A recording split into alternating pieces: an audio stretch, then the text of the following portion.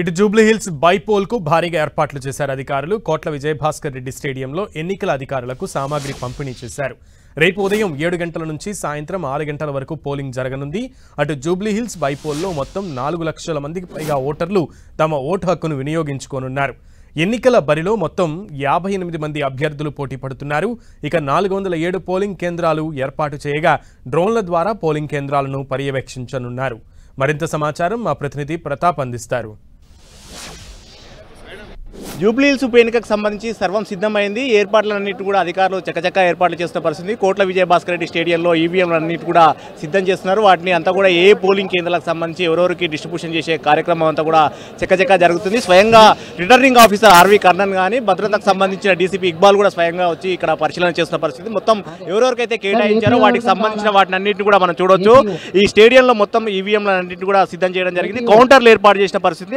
ఆ కౌంటర్లు ఎక్కడెక్కడ ఏర్పాటు చేశారో ఆ కౌంటర్ల ప్రకారంగా కేటాయించిన సిబ్బంది అంతా కూడా ఈవీఎంలను తీసుకొని ఈరోజు సాయంత్రం వరకు వారికి కేటాయించిన ప్లేస్లోకి వెళ్ళి వారు అక్కడ ఇచ్చిన ఆర్డర్ కాపీ ప్రకారంగా అక్కడ వెళ్ళి వాళ్ళు సబ్మిట్ చేయాల్సి ఉంటుంది. అయితే దీన్ని మొత్తం చూసినట్టయితే కనుక మొత్తం దీనికి సంబంధించి జూబ్లీహిల్స్ ఉప ఎన్నికకు సంబంధించి రేపు ఉదయం 7 గంటలకు ప్రారంభమయ్యే ఈ ఎన్నికకు సంబంధించి పోలింగ్కు సిబ్బంది అంతా కూడా ఈరోజు అలర్ట్ అవుతున్న పరిస్థితి. మొత్తం దాదాపు 5,000 మంది సిబ్బంది అంతా కూడా ఈ పోలింగ్ నిమగ్నమైన పరిస్థితి ఉంది.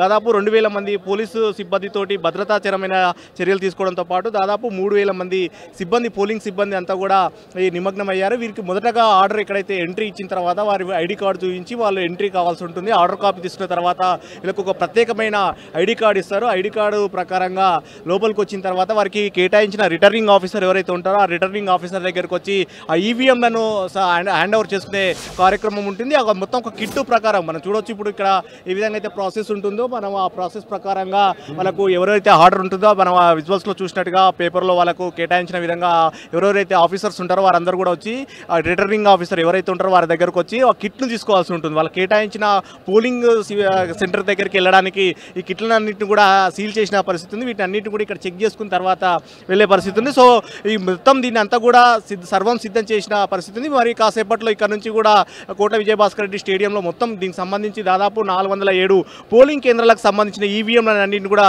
సిద్ధం చేయడం జరిగింది. ఒక్కొక్క సెంటర్లో దాదాపు 4 ఈవీఎంలు ఉంటారు. ఎందుకంటే దాదాపు 58 మంది అభ్యర్థులు ఉన్నారు కాబట్టి ఎక్కువ మంది అభ్యర్థులు ఉన్న నేపథ్యంలో 4 ఈవీఎంలు ఉంచుతున్నారు. వీటితో పాటు అదనంగా ఏమన్నా ఒకవేళ టెక్నికల్గా సమస్యలు ఏమైనా వచ్చినట్లయితే మొరాయించినట్లయితే వాటిని ఇమ్మీడియట్గా దాన్ని రీప్లేస్ చేయడానికి కూడా అదనపు ఈవీఎంలను కూడా సిద్ధంగా ఉంచుకున్నట్టు కూడా ఆర్వి కర్ణన్ కూడా చెప్పిన పరిస్థితి ఉంది. అయితే దీనికి తగ్గట్టుగా కానీ అదనపు ఈవీఎంలను కూడా ఉంచుకోవడంతో పాటు ఇంజనీర్లను కూడా అక్కడ ఏమైనా టెక్నికల్గా సమస్యలు వస్తే వాటిని ఇమ్మీడియట్గా రీప్లేస్ చేయడం కానీ వాటిని రిపేర్ చేయడానికి కూడా సంబంధిత ఇంజనీర్లు అంతా కూడా సిద్ధంగా ఉంటున్న పరిస్థితి. సో మొత్తం మీద ఈవీఎంలకు సంబంధించి కూడా అంతా పకడ్బందీగా చూసుకున్న పరిస్థితి. ముఖ్యంగా ఏవైతే పోలింగ్ కేంద్రాలు ఉన్నాయో మొత్తం 407 పోలింగ్ కేంద్రాల్లో 226 సమస్యాత్మకంగా అంటే కొద్దిగా ట్రబుల్గా ఉన్న వాటిని పోలింగ్ కేంద్రాలుగా కూడా ఐడెంటిఫై చేయడం జరిగింది. ఐడెంటిఫై చేసిన వాటి దగ్గర కూడా ప్రత్యేకంగా పోలీస్ భద్రతను మరింత గట్టిగా పెట్టినట్టు కూడా డీసీపీ ఇక్బాల్ కూడా చెప్తున్న పరిస్థితుల్లో 7 పోలింగ్ కేంద్రాలకు సంబంధించిన సిబ్బందిని అంతా కూడా దాదాపు 3,000 మంది పోలింగ్ సిబ్బంది అంతా కూడా ఇక్కడికి విధుల్లోకి హాజరు కావడం జరిగింది. వాటన్నిటిని కూడా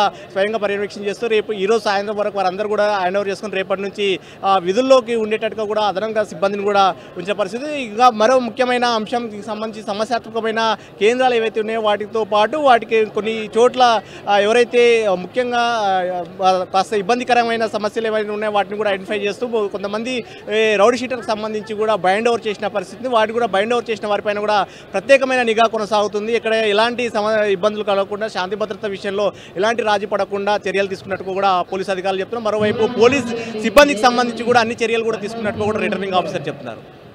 రవీందర్తో ప్రతాప్, NTV, కోట్ల విజయభాస్కర్ రెడ్డి స్టేడియం నుంచి.